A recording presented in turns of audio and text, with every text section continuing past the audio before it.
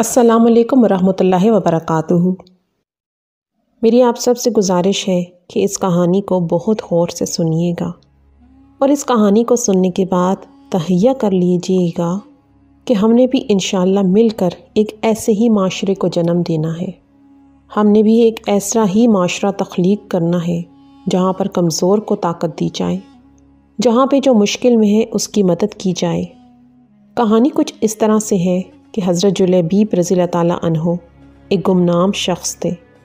کوئی بھی انہیں مدینے میں نہیں جانتا تھا، مدینے کی گلیوں میں دھکے کھاتے پھرتے تھے، کوئی بھی انہیں اپنے قریب نہیں آنے دیتا تھا۔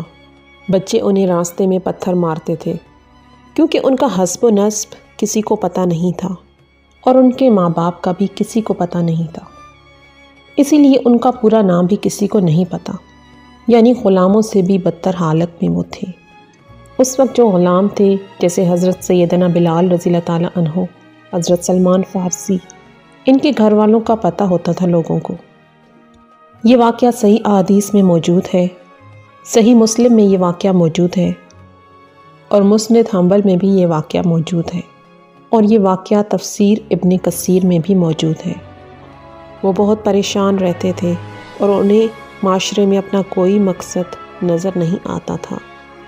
اللہ کا کرنا ایسا ہوا کہ رسول اللہ صلی اللہ علیہ وآلہ وسلم مدینے میں تشریف لائے۔ جلیبیب رضی اللہ تعالیٰ عنہ نے جب رسول اللہ صلی اللہ علیہ وآلہ وسلم کو دیکھا تو وہ رسول اللہ صلی اللہ علیہ وآلہ وسلم کے عشق میں ڈوب گئے اور ان کی محفل میں بیٹھنا شروع کر دیا۔ ایک مرتبہ یہ حضرت جلیبیب رضی اللہ تعالیٰ عنہ رسول اکرم صلی اللہ علیہ وآلہ وسلم کی بارگاہ میں بیٹھے تھے۔ نبی کریم صلی اللہ علیہ وآلہ وسلم نے فرمایا، یا جلیبیب، شادی کیوں نہیں کرتا؟ حضرت جلیبیب رضی اللہ تعالیٰ عنہ نے عرض کیا، اللہ کے رسول، مفلوق الحال، غریب الدیار، نہ مال نہ متاع، نہ پیسہ نہ خاندان، نہ شکل صورت نہ قد کاٹ، مجھ سے شادی کون کرے گا؟ اللہ کے رسول صلی اللہ علیہ وآلہ وسلم نے پھر فرمایا، جلیبیب، تم شادی کیوں نہیں کرتے؟ اور وہ جواباً عرض گزار ہوئے کہ اللہ کے رسول، بھلا مجھ سے شادی کون کرے گا؟ نہ مال نہ جاہ و جلال۔ اللہ کے رسول صلی اللہ علیہ وآلہ وسلم نے تیسری مرتبہ بھی ارشاد فرمایا، جلیبیب، تم شادی کیوں نہیں کرتے؟ جواب میں انہوں نے پھر وہی کہا، اللہ کے رسول صلی اللہ علیہ وآلہ وسلم، مجھ سے شادی کون کرے گا؟ کوئی منصب نہیں، میری شکل بھی اچھی نہیں، نہ میرا خاندان ہے اور نہ ہی میں مال و دولت رکھتا ہوں۔ اللہ کے رسول صلی اللہ علیہ وآلہ وسلم نے ارشاد فرمایا، آپ کی شادی میں کرواؤں گا۔ اے اللہ کے رسول، کہاں کروائیں گے؟ فرمایا، آپ جائیے، وہ انصار کا ایک امیر گھرانہ جو ہے وہاں پہ جائیے اور ان کو جا کے کہیے کہ مجھے رسول اللہ صلی اللہ علیہ وآلہ وسلم نے بھیجا ہے، اور رسول اللہ صلی اللہ علیہ وآلہ وسلم نے آپ کو السلام علیکم کہا ہے۔ جب آپ ان کو سلام پہنچا دینا تو آپ ان سے یہ کہہ دینا کہ رسول اللہ کا یہ حکم ہے کہ اپنی بیٹی جلیبیب کے نکاح میں دے دیں۔ حضرت جلیبیب خوشی خوشی اس انصاری کے گھر گئے اور دروازے پر دستک دی۔ گھر والوں نے پوچھا، کون؟ کہا، جلیبیب۔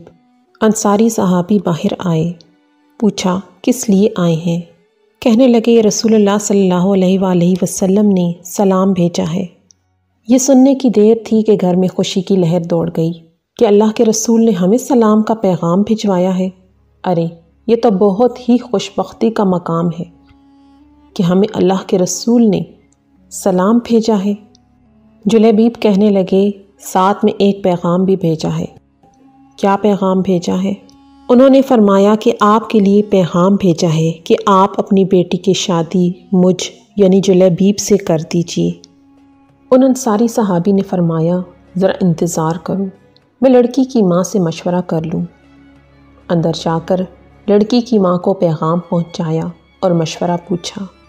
وہ کہنے لگی، نہ، میں اپنی بیٹی کی شادی ایسے شخص سے نہیں کروں گی، نہ خاندان، نہ شہرت، نہ مال و دولت۔ اب ان کی نیک سیرت بیٹی بھی گھر میں ہونے والی گفتگو سن رہی تھی اور جان گئی تھی کہ حکم کس کا ہے، کس نے مشورہ دیا ہے۔ سوچنے لگی، اگر اللہ کے رسول اس رشتہ داری پر راضی ہیں تو اس میں یقیناً میرے لیے بھلائی اور فائدہ ہے۔ اس نے والدین کی طرف دیکھا اور مخاطب ہوئی، کیا آپ لوگ اللہ کے رسول کا حکم ٹالنے کی کوشش میں ہیں؟ مجھے اللہ کے رسول کے سپرد کر دیں، وہ اپنی مرضی کے مطابق جہاں چاہیں میری شادی کر دیں، کیونکہ وہ ہرگز مجھے ضائع نہیں ہونے دیں گے۔ پھر لڑکی نے اللہ تعالیٰ کے اس فرمان کی تلاوت کی، اور دیکھو کسی مومن مرد و عورت کو اللہ اور اس کے رسول کے فیصلے کے بعد اپنے امور میں کوئی اختیار باقی نہیں رہتا۔ لڑکی کا والد اللہ کے رسول صلی اللہ علیہ وآلہ وسلم کی خدمت میں حاضر ہوا اور عرض کی، اللہ کے رسول، آپ کا حکم سر آنکھوں پر، آپ کا مشورہ، آپ کے حکم قبول۔ پھر جب رسول اللہ صلی اللہ علیہ وآلہ وسلم کو اس لڑکی کے پاکیزہ جواب کی خبر ہوئی تو آپ نے اس کے حق میں یہ دعا فرمائی، اے اللہ، اس بچی پر خیر و بھلائی کے دروازے کھول دے اور اس کی زندگی کو مشقت اور پریشانی سے دور رکھ۔ پھر جلیبیب کے ساتھ ان کی شادی ہو گئی۔ مدینہ منورہ میں ایک اور گھرانہ آباد ہو گیا جس کی بنیاد تقویٰ اور پرہیزگاری پر تھی، جس کی چھت مسکنت اور محتاجی تھی، جس کی آرائش و زیبائش تکبیر و تحلیل اور تسبیح اور تحمید تھی۔ اس مبارک جوڑے کی راحت نماز اور دل کا اطمینان تپتی دوپہروں کے نفلی روزوں میں تھا۔ رسول اکرم کی دعا کی برکت سے یہ شادی خانہ آبادی بڑی ہی برکت والی ثابت ہوئی۔ تھوڑے ہی عرصے میں ان کے مالی حالات اس قدر اچھے ہو گئے، وہ انصاری لڑکی اور جلیبیب کا گھرانہ مدینہ میں سب سے زیادہ امیر ہو گیا اور سب سے زیادہ خرچ کرنے والا بن گیا۔ پھر ایک جنگ میں اللہ تعالیٰ نے مسلمانوں کو فتح نصیب فرمائی۔ رسول اکرم نے اپنے صحابہ کرام سے دریافت فرمایا، دیکھو تمہارا کوئی ساتھی بچھڑ تو نہیں گیا؟ مطلب یہ تھا کہ کون کون شہید ہو گیا ہے۔ صحابہ نے عرض کی، فلاں فلاں حضرات موجود نہیں ہیں۔ پھر ارشاد فرمایا، کیا تم نے کسی اور کو گم پایا ہے؟ صحابہ نے عرض کیا، نہیں۔ آپ صلی اللہ علیہ وآلہ وسلم نے فرمایا، لیکن مجھے جلیبیب نظر نہیں آ رہا، اس کو تلاش کرو۔ چنانچہ ان کو میدان جنگ میں تلاش کیا گیا۔ وہ منظر بڑا عجیب تھا۔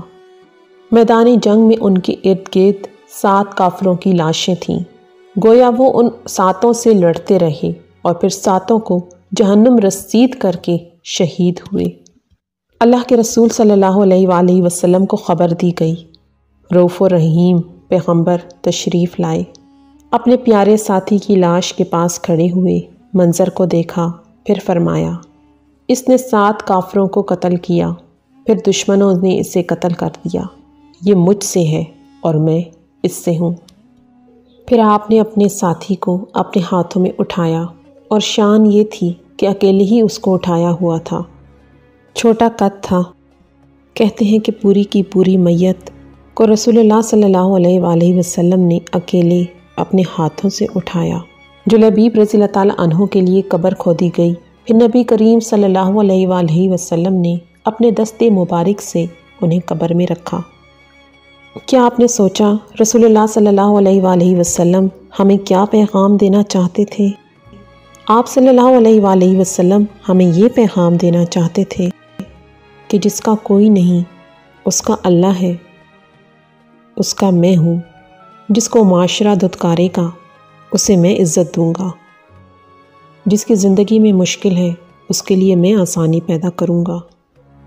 یہ ہمارے نبی صلی اللہ علیہ وآلہ وسلم کی سیرت ہے۔ ہم نے ہی اس معاشرے کو تبدیل کرنا ہے، تو آئیے نبی کریم صلی اللہ علیہ وآلہ وسلم کی سیرت اپنائیے۔ نبی کریم صلی اللہ علیہ وآلہ وسلم نے کمزور کو طاقت دی۔ ہمارے نبی صلی اللہ علیہ وآلہ وسلم نے ایک ایسے معاشرے کی تخلیق کی جہاں پر انسان کو اس کے کردار سے پرکھا جاتا تھا، اس کے مال و دولت، اس کی شکل و صورت سے پرکھا نہیں جاتا تھا۔ تو سیرت کو اپنائیں۔